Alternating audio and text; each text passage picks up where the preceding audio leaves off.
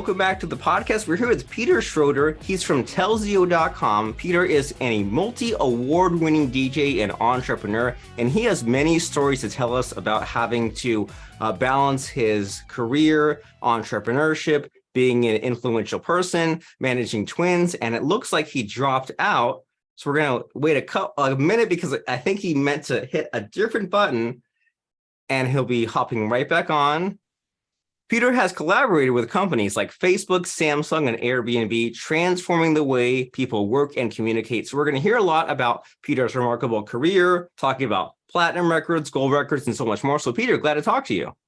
Well, thank you, and happy to be here. It's going to be fun. I agree completely. It will be so much fun. And what I find interesting about you and your bio is there's like the duality, right? There's all this career success, but all this personal success. So what is on your mind these days? What's your focus? What's your passion in the last 6 months or so? Well, I just had twin babies a year and a half ago, so that's taking up a lot. It's starting to be at that point where it's fun, and it's not so much as work. So that for right now, I'm actually just being a dad. And I can relate a little bit. I have a 3-year-old, and that first year was total hell. And I was forced to learn Asana. I was forced to have a team of employees. I was forced to like find a team leader and be like, let me just chat with this one guy and be like, there's this list of 20 things I want to do. Let me just like tell you what I wish I could do and tell you and come back to you when it's done, and like learning a different skill set. And so in sort of your words, like what was that transition like for you? Like, what did you have to like unlearn and learn anew? I had to learn not to work. It sounds weird, right? But yeah, I had to really learn to say, hey, I'm off on the weekends. I go home at certain times. You know, then you can work at night when they're asleep and stuff like that. So I had to learn how to be a regular person. I would almost say, and not be 16 hours a day, 24/7 ish, just full steam ahead like I have for the past 30 years. So yeah. Well, yeah, you had to learn like structure and boundaries, right? And like a lot of people throw around the term boundaries like, okay, well, here's all the things I won't do. But then it's like a two-way street. Like you say, like, okay, well, I used to be available 24 hours a day. I used to be like an Elon Musk. And if you text me at 3 a.m., of course, I'll reply to you right away. And you say, but now I have responsibilities. And that means that I'm not reachable for these hours. But then the flip side of that is that when I do have those 20 minutes, that 1 hour, I will really focus on what's important. And so, it makes you curious about like the first few months, right? Like about the interesting like struggle times. So what was it like going from 24-hour access to these boundaries? Well, so I was really thrown into it because our twin babies were born 2 months early. So the first 2 months we were basically in the NICU with them in the hospital. And then when I wasn't there, and this was, a year and a half ago. So that was when the Corona still was a thing. The whole COVID thing was still going. So I was working at night at our office when there's no one else there, because if I got sick, if I got COVID, I couldn't go to the hospital to be with the babies. So I really just got wrong. We thought we had 2 more months, before these kids, and we would like prepare as much as possible. But all of a sudden, this was just a new reality. That was wild. And then you just do like with everything else in life, you deal with it. Take it as it comes. Yeah, you step in and do what needs to be done. And I can also relate because you think you have more time, right? You think you have time to like paint the baby's room and set up all the furniture, and next thing you know, if it's dumped on you, and I could never imagine like 2 months before schedule. So I mean, what sort of things have you accomplished? Like, what's your company about, and like what do you have to brag about in a humble sort of way? I'm not good at that. I'm actually I'm still trying to learn how to do a real elevator pitch, and really brag in 30 seconds. I'm bad at that. But yeah, I mean, Telzio is a business phone service provider. We have a solution that we built from ground up that can literally compete with the big multinational billion-dollar companies out there. And we've worked for now 10 years on slowly doing this bootstrapping and, just growing the product and the company. And we're now at the point where we are actually a real business with lots of users, and yeah. And did you ever get discouraged? Because I know that with a lot of this telecommunications and cloud, it's easy to say, oh, this company, they've already been there, they've already invented that. So like, did you find the need to differentiate or outmarket them? Like how did you overcome the tendency to say, oh, Google did this, Verizon did that? How did you kind of stand out from the crowd? Well, we were kind of the opposite because we are usually first with everything, and then everyone else copies from us. So the frustration for me is really that we're too small and not focused on it either, but too small to really pursue and do something about it when the big guys come out and copy you. It's not the business we're in.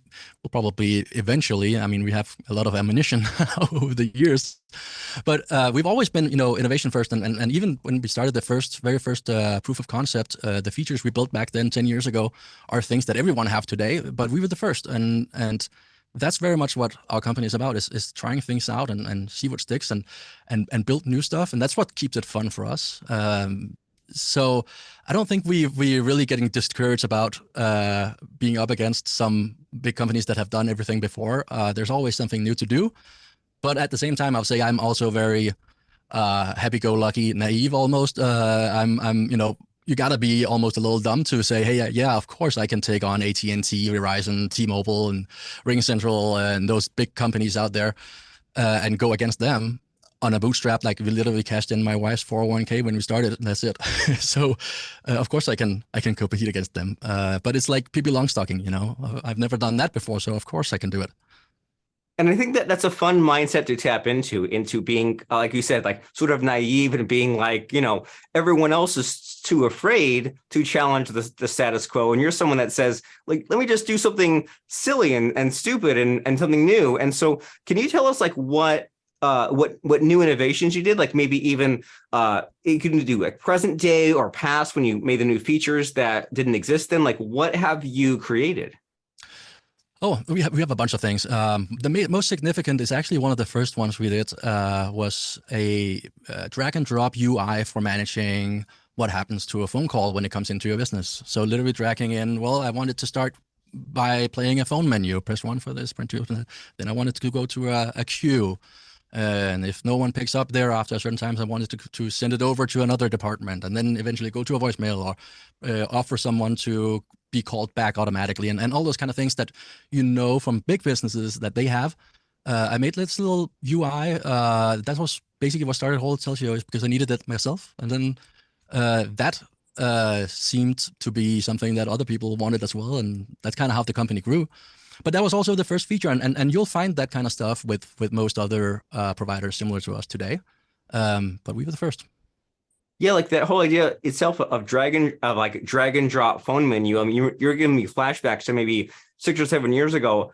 I wanted that, and I had to go to like Twilio and make all these XML files, and I was like, well, it's hard to get my head around this, and I had to like use Visio and map all these if then flow charts, and then translate in XML. And after like 5 or so menus, it became unmanageable. And then so it's like you scratched your own itch, right? You got to that situation where you said, well, I could do it the harder way and do it with 5 steps, but what if there was just like a simple UI to get it done for me? And so yeah, we've been talking so far about like what you've created, the things that you've done. Do you have anything to tell us about like your failures and challenges? Because that's always fun, right? I mean, I know that we talked about already like the David versus Goliath, but I'm sure with you building this company, dealing with people, dealing with technology, all sorts of missteps. So what do you feel like telling us that's vulnerable, that's scary about your past problems? Oh, well, I mean, I have lots. And I would say I have done business my whole life. I started out very, very young. Literally, my first real business was when I was 14 years old, and I sold it when I was 18. So it's always been part of me to start and be an entrepreneur. But I've failed many times too. And one of the main reasons is really that I didn't understand myself and I didn't understand my limits. I didn't find out until 4 or 5 years ago that I have ADD, and I have raging ADD. Um, when I was a kid, that wasn't a thing. There was ADHD, was the one you run backwards up the wall. Uh, I don't have a problem, sitting still. I actually get hyper focused on certain things. But not understanding and knowing that about myself also created problems in the past. Like I didn't go bankrupt with my business, but I was close at doing it because I took too much on. I just said, yeah, I want to do everything, and I want to please everyone who asks me, and want to just help everywhere. And eventually I started burning out, and I started burning bridges because you can't do everything. And when you're not following through on the things you're saying you're going to follow through on, then that's going to backfire. And it did. It wasn't until I had a manager, that was while I was in the music industry. And she pulled me aside and said, hey, Peter, we need to do something about this. And I started learning about myself, and I started learning those limits. I mean, I even before that, I got evicted from two apartments because I always go full on my projects. There's no like middle ground. It's either 0 or 100. And when you don't have that insight about your own limits and your own capabilities, good or bad, then that is gonna go bad eventually. So that's definitely something that I've learned over the years.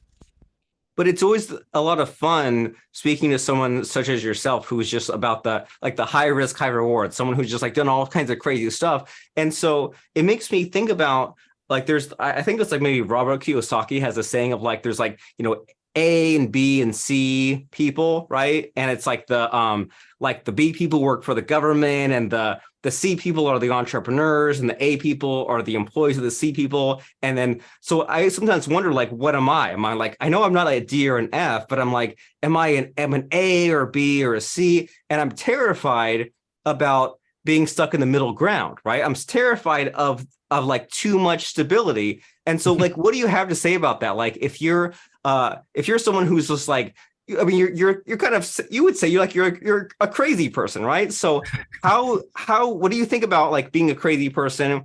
And if someone's like worried if they're too crazy or not crazy enough, like, have you ever thought about any of these things?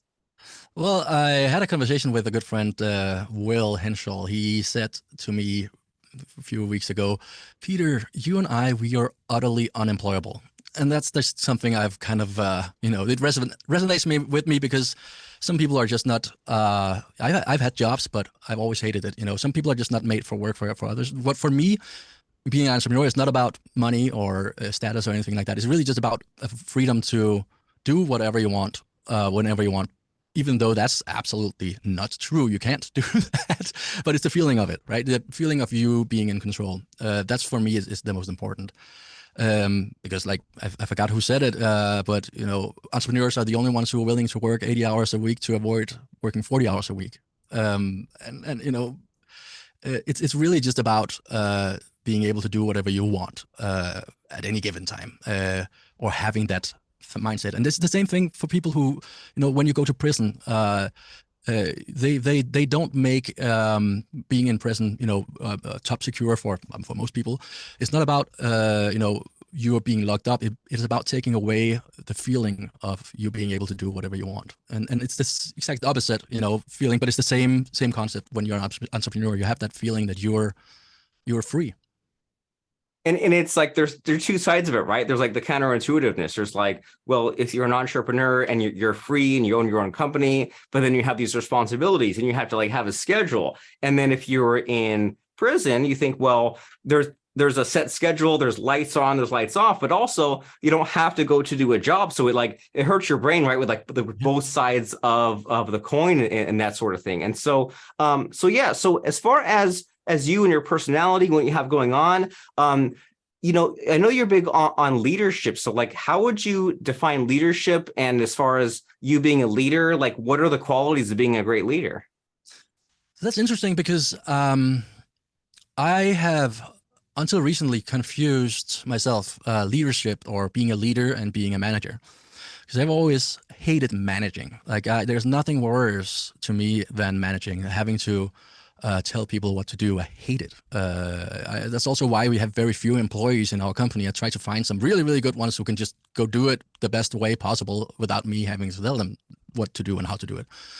And I think a lot of people confuse those things because being a leader has nothing to do with managing or telling people what to do. It's about you inspiring other people to join you in whatever you're doing. So you have some kind of mission yourself that you're on, or you're building something, a company, or whatever it is, or you're a politician, or whatever you're doing. Um, Being able to get your point across to someone else and get them excited about whatever it is, and make them want to join you, and put their personal best into it, because that's hard to get people to do. But when you have people who are actually interested in what it is that they do and who wants to really do it, then you get some really good stuff done too.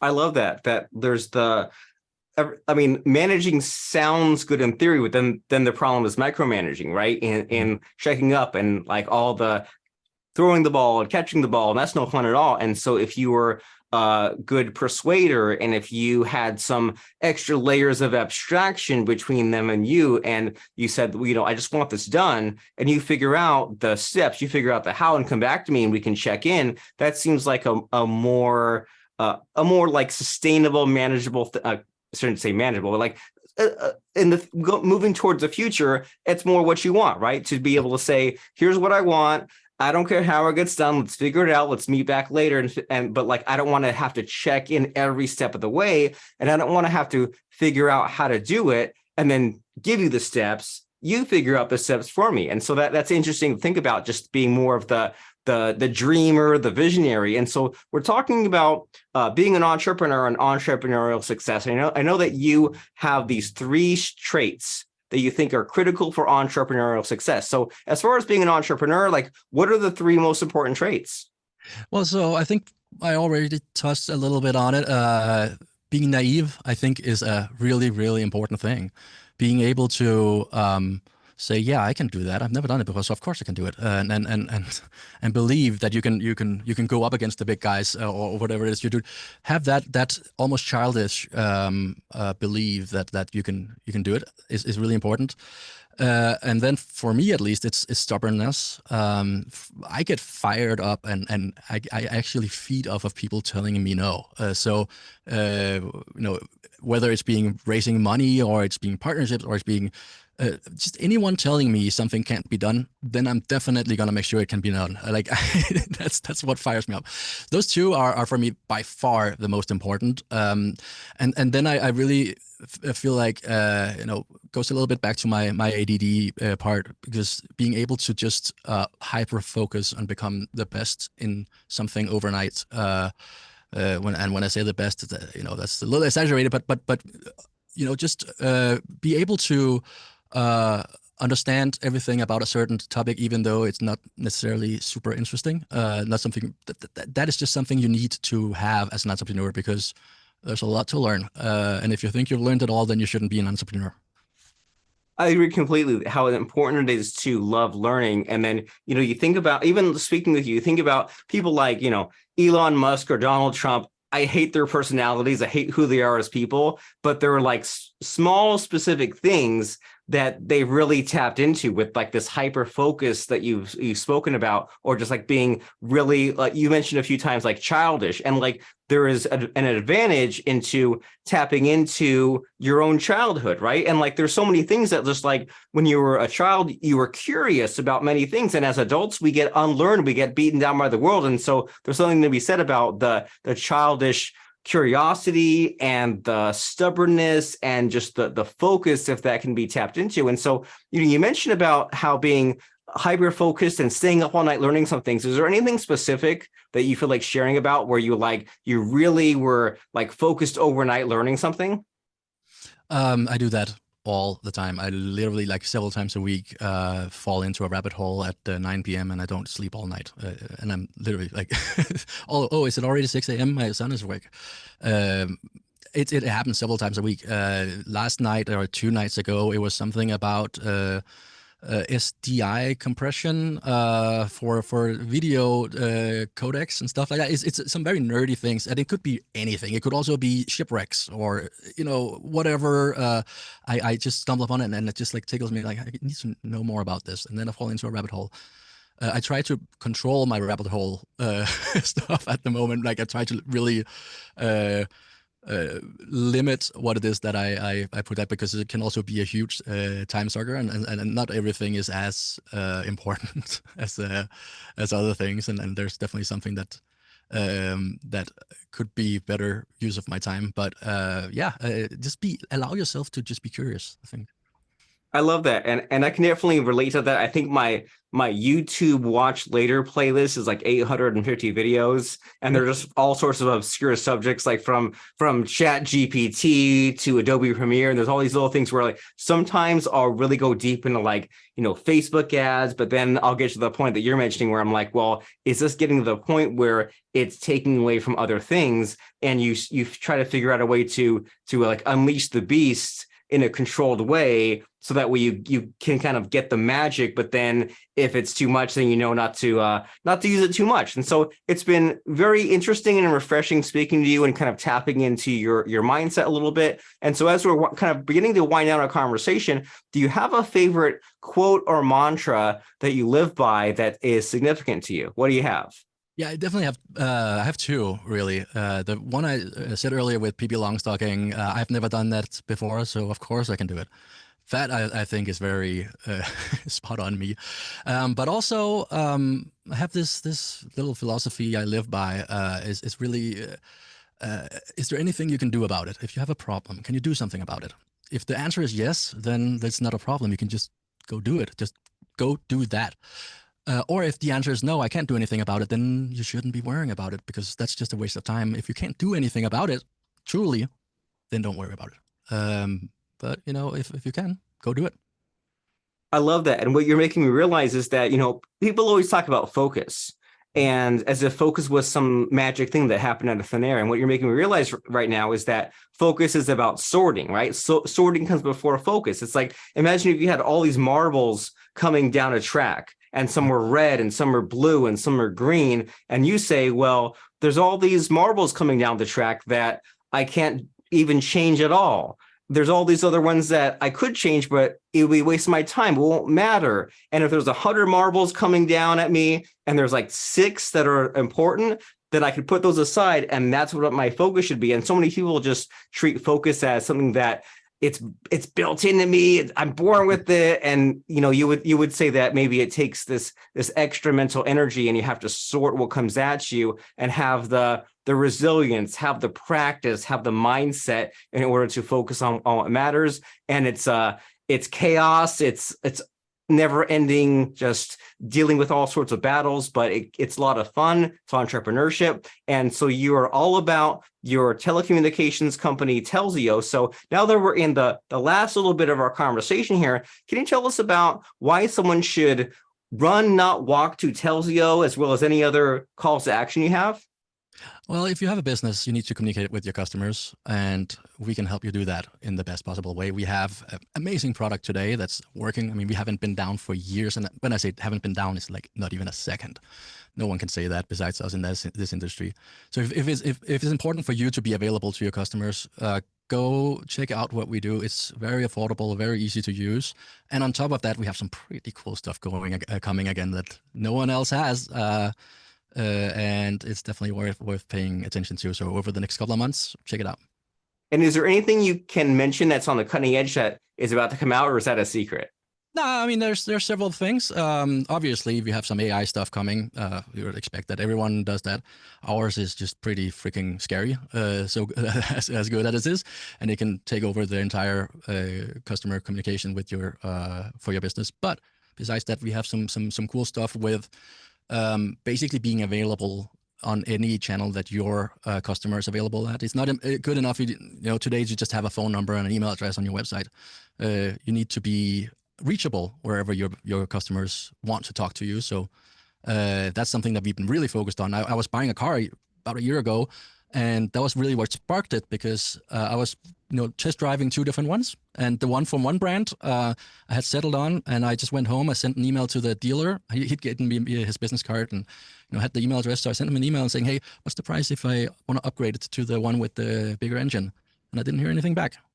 And then 2 days later, I went over to the competing dealership and bought a car. 2 weeks later, I got an email back from him saying, oh, I missed your email.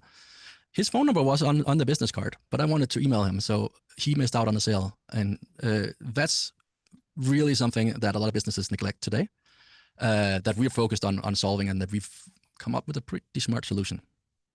And that is amazing, that idea of the CRM, that kind of the unified point of contact, where if someone, I mean, and people do that, right? They send you a Facebook message, they text you, they send you an email. And if there is a way to connect all that together and say, this one customer, they've contacted me all these different ways, and instead of treating it as different entities, say, you know, they talked to me 3 times in the past 2 days. That's a hot lead. Let me get back to them, get that sale. That's what we all want in our business, to be quick and to also have that valid data. And so the place to have it all figured out is Telzio.com. Is that the right place to go?